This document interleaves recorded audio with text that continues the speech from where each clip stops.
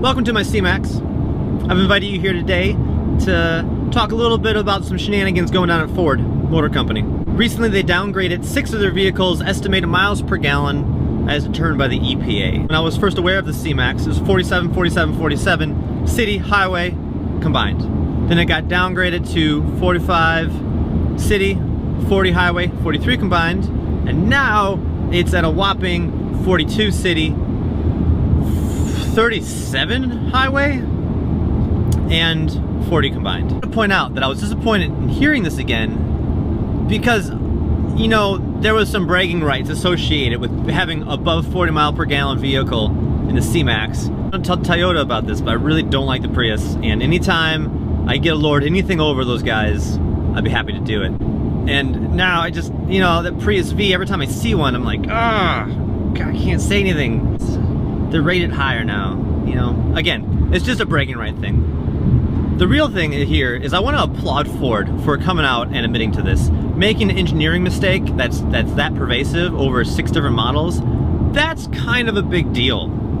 And the fact that they came out and made these adjustments, they got goodwill payments coming out to all you folks who own these Ford vehicles, mainly so you can't sue Ford about false advertising. When I first heard about the second drop in the C-Max, I was pretty devastated. I was pretty outraged. I did what I always do when I get this kind of bad news. I did it when I went from 47 to 43, and I did it again when it went from 43 to 40 as I examined the marketplace again to decide, okay, now knowing this, what's available right now, what would I have done? What vehicle would I have gotten? And you know what? I really love the C-Max. Like, it's a fantastic vehicle. For one, look at the space in here. This is a TARDIS-esque vehicle. It's bigger on the inside than the outside. It's great.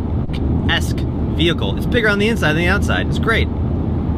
You couldn't ask for more utility in a vehicle, and the driving performance, if driven properly, where you have almost a full charge, is sporty for a daily commute type setting. I looked at Honda, Toyota, Chevy, Nissan, Kia, Hyundai, and I came back to Ford. I didn't think anything looked as good. I didn't think anything was as useful. There's always compromises when you have a hybrid vehicle, and the C-Max goes an awfully long way to not having any of them. So Ford, you can change your ratings all you want.